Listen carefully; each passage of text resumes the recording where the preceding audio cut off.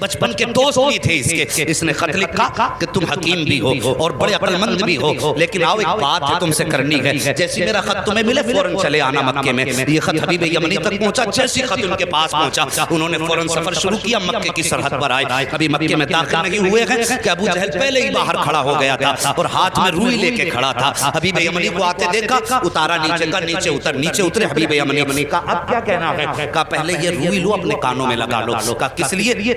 کہا کہ محمد کی آواز تمہارے کانوں تک نہ پہنچ جائے. کہا اس سے کیا ہو جائے گا؟ کہا تم نہیں جانتے ہو اس کی آواز جن کے کانوں تک پہنچ جاتی ہے پھر وہ انہی کی بولی بولنے لگ جاتا ہے. انہی کی بولی بولنے لگ جاتا ہے. حبیب یمنی نے کہا چل ٹھیک ہے یار بتا تو نے بلایا کس لیے ہے؟ کہا یار تجھ سے سچ بتاؤں؟ کہا ہاں. کہا رشتے میں بھتیجا لگتا ہے لیکن باتیں بڑی عجیب کرتا ہے. کہا کیا؟ کہ ہمارے خداؤں کو برا کہتا ہے. کہتا یہ پتھر کے خدا ہیں، یہ کچھ نہیں دے سکتے. وہ کہتا کہ ایک خدا ہے اور سب کو مرنا ہے، مرنے کے بعد اپنے اپنے زندگی کے اعمال کا حساب بھی دینا ہے. کہا یار ذرا سچ بتا کیا بندہ مر کے پھر سے زندہ ہو سکتا ہے؟ حبیب یمنی چونکہ پڑھے لکھے انسان تھے کہنے لگے یار باتیں تو وہ سچی کرتا ہے. جس نے جب کچھ نہ تھے تب پیدا کر دیا تو اگر وہ مارنے کے بعد پیدا بڑا زندہ کر دے تو کون سی بڑی بات ہے؟ کہا یار ذرا ساتھ چل. ہاتھ پکڑا ابو جہل نے حبیب یمنی کا. اپنے نبی کی شان ملاحظہ کرو. اپنے گھر میں لایا. اب حبیب یمنی کہتے بلایا کس لیے ہے تو نے؟ کہا یار میں نے تجھے اس لیے بلایا ہے ذرا اس کا علاج تو کر دے. تو حکیم ہے، نبض پکڑ کے دیکھ لے، اس کا علاج کرنا ہے. حبیب یمنی کہتے ہیں ٹھیک ہے بلاؤ، میں ہاتھ پکڑ کے دیکھوں گا. اب ذرا توجہ سے سننا، یہ دشمن کی بولی ہے. سچ وہ ہوتا ہے جو سر چڑھ کے بولا کرتا ہے. اگر کوئی اعلیٰ حضرت کو گالی دے تو اس کے بکواس کرنے سے اعلیٰ حضرت کے رتبے کم نہیں ہو جاتے ہیں. مخالف اسی کے ہوتے ہیں جو حق پہ ہوا کرتا ہے. دشمن اسی کے ہوتے ہیں جو سچ پہ ہوا کرتا ہے. کبھی اہل غیرے کا کوئی مخالف نہیں ہوا کرتا ہے. ذرا توجہ سے سننا پیارے. ابو جہل نے کہا تھا کہ میں نے تجھے علاج کے لیے بلایا ہے. کہا ٹھیک ہے بلاؤ. کہا کیا کرے گا؟ کہا نبض پکڑ کے دیکھوں گا. ابو جہل کہنے لگا یار اگر تو نے نبض پکڑ لی تو بات ہی ختم ہو جائے گی. کہا کس لیے؟ کہا ہاتھ مت پکڑ لینا. کہا کیوں؟ کہا جو اس کے ہاتھ میں ہاتھ دے دیتا ہے پھر وہ بولی اس کی بولنے لگ جاتا ہے. کہا یہ کہنا کیا چاہتا ہے؟ تب ابو جہل نے کہا تھا یار سن بات سچی ہے لیکن ذرا دماغ میں اتار لینا. ایک دن میں گیا تھا محمد کے پاس اور میرے ہاتھ میں پتھر تھے. میں نے جا کے کہا تھا بتا میری مٹھی میں کیا ہے؟ تو انہوں نے میری طرف دیکھا اور دیکھنے کے بعد کہا اگر میں بتاؤں تو کیا کمال ہوگا، اگر یہ خود بتائیں جو تیری مٹھی میں تب کمال ہو جائے گا. کہا میں خوش ہو گیا. میں سوچنے لگا یار اب تو یہ پھنس گئے ہیں، میرے ہاتھ میں پتھر ہے اور پتھر بولا نہیں کرتے ہیں. کہا یہ سوچ کے میں نے کہا ٹھیک ہے انہی سے کہلوا دو. میرے نبی نے فرمایا کنکریو، اگر میرے نبی نے فرمایا جو تیری مٹھی میں ہے اگر میں بتاؤں گا تو کوئی کہے گا کسی نے بتا دیا ہوگا. آخر اس مٹھی میں رہنے والی چیز سے پوچھ کے ہم کون ہے. جیسی اس نے کہا بہت خوش ہوا. کان کے قریب مٹھی لگائی. جیسی کان کے قریب لگائی تو پتھر کہہ رہے تھے لا الہ الا اللہ محمد رسول اللہ. ابو جہل کہنے لگا او یار یہ ہاتھ کا کمال ہے، ہاتھ مت پکڑ لینا. اگر اس کا ہاتھ پکڑ لو تو بات ہی ختم ہو جاتی ہے. ہاتھ یہاں پکڑتا ہے رب کی رحمت پہ جا کے چھوڑ دیتا. اللہ اکبر.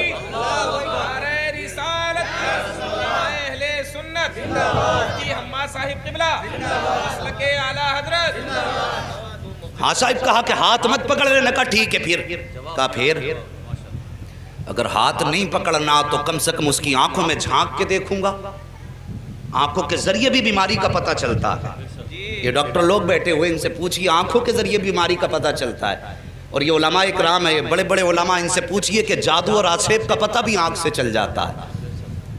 تو کہنے لگے ٹھیک ہے پھر آنکھ میں جھانک کے دیکھوں گا. کہا اس کی آنکھوں میں آنکھیں مت ڈال دینا. کہا کس لیے؟ کہا اگر آنکھ سے آنکھ ٹکرا گئی تو کام ہی ختم ہو جاتا. یہ دشمن کہہ رہا کہ آنکھ میں آنکھ مت ڈال دینا. کہا پھر؟ کہا اگر آنکھ سے آنکھ ٹکرا گئی تو قصہ ہی ختم. کہا کیا ہو جاتا؟ کہا ایک بار بلال کی نظر پڑ گئی تھی محمد کے چہرے پہ.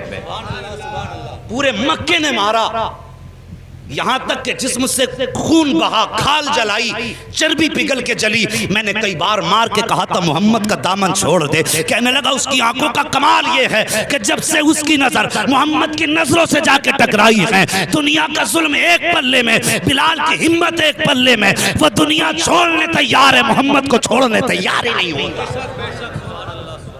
بس آنکھیں بھی مت دیکھ لینا. تو کہا یار پھر بلایا کس لیے ہے؟ ہاتھ بھی نہیں پکڑنا ہے، آنکھ میں بھی نہیں دیکھنا ہے، بلایا کیوں ہے؟ کہا پھر ایسا کر خوشبو سے پتہ لگائیں گے. کہا تو پھر ٹھیک ہے تو کام ہی نپٹا دے گا. کہا پھر؟ کہا خوشبو سے سونگ کے بتاؤں گا کیا ہے. کہنے لگا اس کی خوشبو کی سونگنے کی ضرورت کیا ہے، پورا مکہ گواہ ہے، جس گلی سے گزر جاتا ہے 8 دن تک گلیاں مہکتی رہتی ہیں۔ بولو یار ذرا سبحان اللہ۔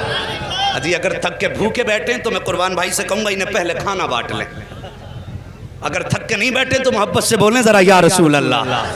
اللہ سلامت رکھے، اللہ آج کی گرمی تیرے محبوب کے ذکر کے لیے برداشت کی ہے، مالک قیامت میں محبوب کی زلفوں کا سایہ عطا فرما دینا۔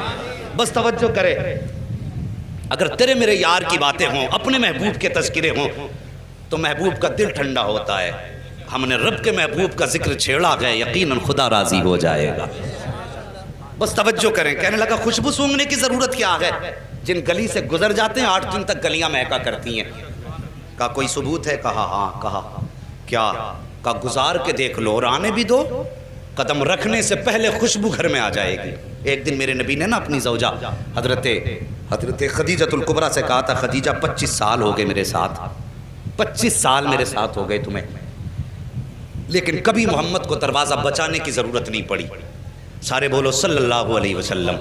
کبھی دروازہ بجانے کی ضرورت نہیں پڑی۔ بتاؤ میرے آنے سے پہلے ہی جیسے قدم دروازے پہ آتا ہے تم دروازہ کھول دیتی ہو، کیسے پتہ لگاتی ہو؟ تو کہتی ہیں حضور آپ اپنے دروازے سے پہلے والے چوراہے پہ ہوتے ہیں، کہ آپ وہاں ہوتے ہیں، خوشبو آپ سے پہلے گھر کے اندر آ جایا کرتی ہے۔ امام احمد بن حنبل کے پاس ایک بزرگ آیا کہ کہنے لگے حضرت مجھے بیٹی کو رخصت کرنا ہے، بیٹی کو رخصت کرنا ہے۔ کہا پھر؟ کہا میری بیٹی پیدا ہوئی، مجھے بڑی خوشی ہوئی، میں نے منت مانگ لی تھی کہ اپنی بیٹی کو دنیا کی ساری چیز جہیز میں دینی ہے۔ حضور میں اس وقت امیر تھا لیکن اب بڑا غریب ہو گیا ہوں، میری یہ نظر پوری کیسے ہوگی؟ آپ نے فرمایا جا قرآن بیٹی کو جہیز میں دے دے، دنیا کی ساری دولت چلی جائے گی۔ حضور کی بارگاہ میں بزرگ آئے، عمر رسیدہ تھے، کہنے لگے حضور میں بیٹی کو رخصت کرنا چاہتا ہوں، حضور کوئی تحفہ آپ کی طرف سے ہو جائے۔ میرے نبی نے فرمایا جاؤ بیری کی لکڑی توڑ کے لاؤ۔ وہ ایک لکڑی توڑ کے لائے، حضور نے نا یوں، توجہ ہے اشکر بھائی، حضور نے یوں اپنے بازو سے رگڑی اور اس پہ سرکار کا پسینہ لگا اور فرمایا جاؤ یہ عطر اپنی بیٹی کے لگا دینا۔ کیا فرمایا؟ جاؤ یہ پسینہ میرا اپنی بیٹی کے لگا دینا۔ مورخین نے لکھا ہے لے کر کے گئے وہ پسینہ سرکار کا بیٹی کے لگایا، جب داماد آئے گھر کے اندر تو وہی پسینہ داماد کے لگایا۔ اللہ اکبر۔ مورخین اور محدثین فرماتے ہیں کہ ان میں تو خوشبو آتی رہی جب تک جیے، لیکن ان کی 7 پشتوں تک مصطفیٰ جان رحمت کی خوشبو آتی رہی تھی۔ اور امام قسطلانی جو سرکار کے 900 سال کے بعد پیدا ہوئے، آپ فرماتے ہیں جب میں اس گلی سے گزرا جس گلی میں وہ نسل آباد تھی، جس پر مصطفیٰ کا پسینہ لگا تھا، امام قسطلانی فرماتے ہیں 900 سال گزر گئے، 900 سال کے بعد ایک بچہ میرے سامنے سے گزرا، جب میرے آگے سے گزرا اس کے بدن سے مدینے والے محمد کی خوشبو آ رہی۔ کہنے لگا سونگ مت لینا ورنہ 7 پشتوں تک مہکتا رہے گا۔ کہا جی پھر تو ہو گیا کام۔ حبیب یمنی نے اٹھایا اپنا سامان اور چل دیے۔ بھائی کدھر جا رہے ہو؟ کہا علاج کا تو یہ طریقہ ہی نہیں بچا، ہاتھ میں نہیں دیکھ سکتا، آنکھ میں نہیں جھانک سکتا، خوشبو میں نہیں سونگ سکتا، تو بتا پھر علاج کیسے کروں گا؟ بھائی راضی ہو جا، غصہ نہ ہو، ٹھنڈے دماغ سے ذرا کام لے، بیٹھنا ہم انتظام کر لیں گے۔ کہا پھر؟ کہا ملاقات کر لے۔ کہا ٹھیک ہے ملاقات کر لیتے ہیں۔ جگہ کا تعین، کدھر جانا؟ کہا ان کے ہاں تو نہیں جائیں گے، انہیں اپنے گھر بلا لیتے۔ توجہ کرنا، کیا کہا؟ انہیں اپنے، ذرا سارے کہہ دو، اپنے گھر بلا لیں گے، اپنے۔ کاش اللہ اس آمد کے صدقے میں آج بھی مصطفیٰ کی آمد ہو جائے، واللہ وہ سن لیں گے، فریاد کو پہنچیں گے، اتنا بھی تو ہو کوئی جو آ کرے دل سے۔ کہا گھر بلا لیتے۔ المختصر یہ فیصلہ ہو گیا، سرکار کی بارگاہ تک خبر پہنچی، اسلام کا ابتدائی دور ہے۔ کہا حضور آپ کو فلاں جگہ پہ آنا پڑے گا۔ ابو جہل جس کا لقب ہے، مشہور ہے دنیا میں لفظ ابو جہل سے، کیونکہ میرے نبی نے ایک بار ابو جہل کہہ دیا تھا، آج تک پوری دنیا ابو جہل کہہ رہی ہے، اور حضور نے ایک بار کہہ دیا تھا تمہارا نام ابو ہریرہ ہے، پوری دنیا سے نام بھولے بیٹھی ہے۔ حضور جو کہہ دیں وہی پتھر کی لکیر ہے، توجہ کیجئے۔ کہا ٹھیک ہے، لیکن جب یہ خبر ہوئی کہ حضور ابو جہل کے گھر جا رہے ہیں، اصل نام ابو جہل کا عمرو بن ہشام ہے، کہ عمرو بن ہشام کے گھر حضور جا رہے ہیں، باتیں ہونے لگی کہ دشمن کے گھر جا رہے ہیں حضور۔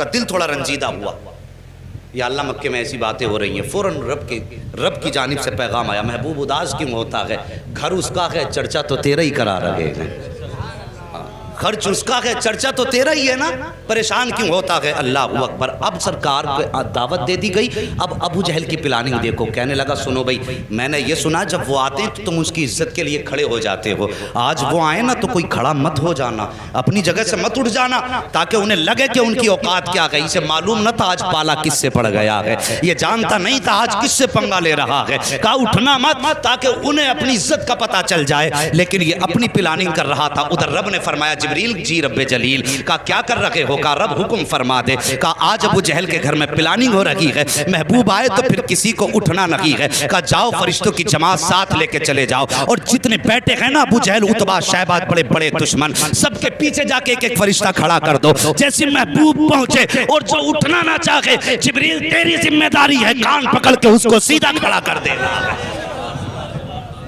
آج بھی لوگ بھوکا کرتے ہیں کہ سلام کھڑے ہو کے کیوں پڑھتے ہو، قیام تعظیمی یہ رب کراتا ہے، اور قیام تعظیمی سے روکنا تمہارے باپ ابو جہل کا کام تھا، انہوں نے کہا کھڑا نہیں ہونا کسی کو بھی، اور رب نے فرمایا دیکھوں آج کون کھڑا نہیں ہوگا، محبوب میرا جسے میں چاہوں گا وہ کھڑا ہوگا، اللہ اکبر۔ جب جب نبی کو دشمنوں نے گھیرا ہے تب تب مدد کے لیے جبریل آئے ہیں، اس پہ کئی ساری روایتیں ہیں لیکن وقت کم ہے، میں اس کو بھی بتا کے چلتا، لیکن بس نبی کی شان سن لو، بات کر دی اس نے کہ کوئی اٹھ کے کھڑا مت ہونا، اللہ اکبر۔ ادھر میرے نبی ساتھ میں چند صحابہ ہیں، اسلام کا ابتدائی دور ہے، ابو جہل کی محفل میں بیٹھے ہوئے ہیں لوگ جماعت در جماعت، اس کے اپنے چاہنے والے بڑے بڑے کافر مکے کے بیٹھے تھے، اور یہ چاہتے تھے نبی کو ذلیل کرے معاذ اللہ، ان کی گردن جھکائیں، لیکن انہیں معلوم نہ تھا فانوس بن کے جس کی حفاظت ہوا کرے وہ شمع کیا بجھے جسے روشن خدا کرے، اللہ اکبر۔ وہ کیسے شرمندہ کر سکتے تھے جس کو کائنات کو جس کے قدموں سے عزت ملی ہو، اس کو کیسے ذلیل کیا جا سکتا ہے، میرے حضور نے قدم رکھا، ابو جہل نے عتبہ کے کونی ماری، عتبہ نے شیبہ کے کونی ماری، ایک دوسرے کے کونی مار کے کہنے لگے آ گئے اٹھ کے کھڑے مت ہو جانا، لیکن جیسی آئے نا حضور نے بھی دروازے پہ قدم رکھا تھا، پہلا قدم حضور نے اندر رکھا، ابو جہل نے سب کو دیکھا اٹھنا نہیں، جیسی کہا نا اٹھنا نہیں، ابو جہل کے پیچھے جبریل امین کھڑے تھے،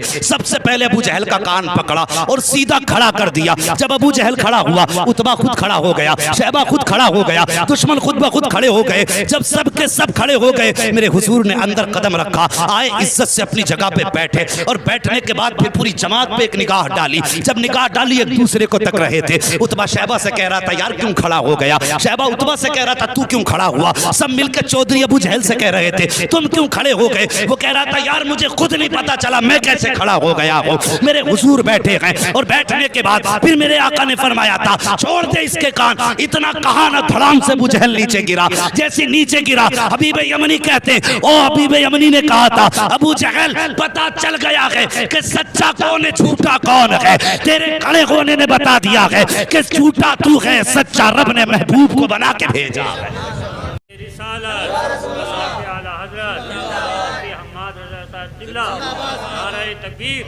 بس توجہ کیجئے پیارے، اللہ سلامت رکھے سب کی نسلوں کو، جتنے بھی مسلک اہل سنت والے ہیں، بس توجہ کیجئے۔ بیٹھ گئے حبیب یمنی کہنے لگے مجھے اس نے بلایا ہے اور اس لیے بلایا ہے کہ سنا ہے آپ ایسی ایسی بات کرتے ہیں، میرے نبی نے فرمایا ہاں میں اللہ کا رسول ہوں، خدا ایک ہے، قولوا لا الہ الا اللہ تفلحوا انی رسول اللہ، ہاں میرے نبی نے فرمایا، حضرت حبیب یمنی ابھی ایمان نہیں لائے تھے، کہنے لگے اچھا اگر آپ نبی ہیں تو یہ تو میں بھی جانتا ہوں کہ نبی جادوگر کا جادو آسمان پہ نہیں چلتا ہے، صرف زمین پہ چلتا ہے، اس کا دعویٰ یہ کہ آپ جادوگر ہیں، میرے نبی کے بارے میں کہنے لگے کہ ابو جہل کا دعویٰ یہ کہ آپ جادوگر ہیں، لیکن میں یہ جانتا ہوں کہ جادوگر کا جادو زمین پہ چلتا آسمان پہ نہیں، اور نبی وہ ہوتا ہے جو دل کے حال جانتا ہے۔ آج بد مذہب بدعقیدہ لوگ کہتے ہیں کہ حضور کو پیٹھ کے پیچھے کی خبر نہیں، حبیب یمنی ایمان لانے سے پہلے جانتے ہیں نبی وہ ہوتا ہے جو دل کی بات جانتا ہے، جو راز جانتا ہے وہ نبی ہوتا ہے، یہ حبیب یمنی کہہ رہے ہیں، کہتے حضور اس لیے میرے دو سوال ہیں، دو سوال یاد رکھنا، حبیب یمنی کیا کہتے ہیں میرے بولو سارے بولو. میرے دو سوال ہیں, ایک سوال میں کروں گا جواب آپ کو دینا ہے, دوسرا سوال بھی آپ کریں گے جواب بھی آپ دیں گے. یہ دو باتیں کہیں حبیب یمنی نے, اتنی بات کہی میرے نبی فرماتے ہیں ٹھیک ہے بتاؤ پہلا سوال کرو. کہا میں جانتا ہوں کہ جادوگر کا جادو آسمان پہ نہیں چلتا, اگر آپ نبی ہیں تو چلیے چاند کے 2 ٹکڑے کر سکتے ہیں آپ؟ وقت دوپہر کا تھا, دوپہر کا وقت تھا, سورج تھا, چاند نہیں تھا اس وقت میں. کہا آپ چاند کے 2 ٹکڑے کر سکتے ہیں؟ میرے حضور اٹھے, کہا چلیے. حضور آگے آگے, حبیب یمنی پیچھے پیچھے, ابو جہل سب سے پیچھے. جب حضور چلنے لگے نا, ابو جہل نے یوں گردن جھکائی, چہرہ اتر گیا. ایک کہنے لگا چچا بات کیا ہے؟ کہا بات پوچھتا کیا ہے, جو یہ کہہ دیتا ہے وہ کر کے دکھا دیتا ہے. اگر اس نے کہہ دیا ہے تو اب سمجھ لے ٹکڑے کر کے دکھائے گا چاند کے. اللہ اکبر. جبل ابو قبیس پہ میرے نبی تشریف فرما ہوئے, دوپہر کا وقت تھا, اشارہ کیا تو سورج چھپ گیا, دوسرا اشارہ کیا چاند آ گیا. اس کے بعد آقا نے حبیب یمنی کی طرف دیکھا, کہا کروں ٹکڑے؟ کہا جی. اتنا کہا میرے حضور نے انگشت نبوت اٹھائی اور یوں اشارہ کیا تو ایک ٹکڑا پورب میں تھا, دوسرا پچھم میں چلا گیا ہے. چاند 2 ٹکڑے ہو گیا. جب چاند 2 ٹکڑے ہوا, آپ فرماتے ہیں اب بتا کیا رائے ہے, انہیں جوڑنا ہے یا قیامت تک کے لیے ایسے ہی چھوڑنا ہے؟ اللہ اکبر. حبیب یمنی نے کہا تھا اب جوڑ بھی دیجئے. یوں میرے نبی نے اشارہ کیا, چاند جڑ گیا. اب اس کے بعد حبیب یمنی کہتے حضور میں تو مان گیا ہوں آپ اللہ کے نبی ہیں, لیکن اب اس کی تسلی کے لیے اب آپ میرے دوسرے سوال کا جواب دیں. میرے نبی فرماتے سن, یمن میں تیری ایک بیٹی ہے جو مفلوج ہے, جس کی آنکھوں سے بھی نظر نہیں آتا ہے, کانوں سے سنائی نہیں دیتا ہے, زبان سے گونگی ہے, ہاتھ پیر سے اپاہج ہے, اور تو یہ چاہتا ہے اللہ اس کو شفا عطا فرما دے. اتنا سننا تھا, قدموں پہ گرے حبیب یمنی مصطفیٰ کے, کہتے آقا دیر نہ کیجئے, ہاتھ بڑھائیے, کلمہ پڑھائیے. میں مان گیا ہوں, پہچان گیا ہوں یہ جھوٹے ہیں آپ سچے ہیں. میرے نبی نے کلمہ پڑھایا. حبیب یمنی جب رخصت ہونے لگے, حضور فرماتے ہیں جا, ہم نے تیری بیٹی کو بھی شفا عطا فرما دی ہے. اب توجہ کیجئے, یمن کا مدینے سے فاصلہ دیکھیے اور یہ دوریاں دیکھیے. آقا فرماتے ہیں اللہ نے تیری بیٹی کو میرے ذریعے شفا دے دی ہے. حبیب یمنی دروازے پہ آئے ہیں, دروازہ کھٹکھٹایا, اندر سے آواز آئی, اس بیٹی کی آواز جو بول نہیں سکتی تھی. کہتی بابا ٹھہریے ابھی آ رہی ہوں. بچی جو چل نہیں سکتی تھی توڑ کے دروازے پہ آئی ہے, دروازہ کھولا. حبیب یمنی نے بیٹی کو دیکھا, زارو قطار رونے لگے. فرماتے بیٹی یہ کیسے ہو گیا, کیسے ٹھیک ہو گئی؟ بچی نے کہا تھا بابا دوپہر کا وقت تھا, میں لیٹی ہوئی تھی, لیکن اچانک شور ہوا کہ اندھیرا ہو گیا ہے. اندھیرا ہو گیا ہے بابا, مجھے تو نظر نہیں آتا, لیکن جیسے شور ہوا اندھیرا ہو گیا, میں یہ سمجھی رات ہو گئی ہے. میں لیٹی, میری آنکھ لگ گئی, کیا دیکھتی ہوں خواب میں بڑے حسن والا چہرہ, بڑی خوبصورت وجاہت والا ایسا چہرہ تھا بابا کہ نظر پڑنے کے بعد ہٹنے کا نام نہیں لے رہی تھی. وہ میرے خواب میں آیا, اس نے آ کے میرے سر پہ ہاتھ رکھا. بابا ہاتھ لگنے کی دیر تھی کہ میرے پورے بدن کو اللہ نے شفا بخش دی ہے, اور بابا مجھے کلمہ بھی پڑھا کے گیا ہے. اللہ اکبر. اتنا سنا, بیٹے کے سر پہ ہاتھ رکھ کے حبیب یمنی روئے اور کہتے بیٹی میں بڑے نصیب والا ہوں, جس کی تو بات کر رہی ہے میں اسے دیکھ کے بھی آیا ہوں, اس کے ہاتھ میں ہاتھ دے کے بھی آیا ہوں, اور اس کے شہر میں کلمہ پڑھ کے آیا ہوں. تب بیٹی نے رو کے کہا تھا بابا نصیب والے آپ نہیں ہو, بلکہ آپ سے زیادہ نصیب والی میں ہوں. کہا بیٹی کس لیے؟ کہا آپ جا کے اس کے شہر میں گئے ہو, تب کلمہ پڑھا ہے. میں کتنے نصیب والی ہوں کہ وہ میرے گھر آ کے مجھے کلمہ پڑھا کے گیا.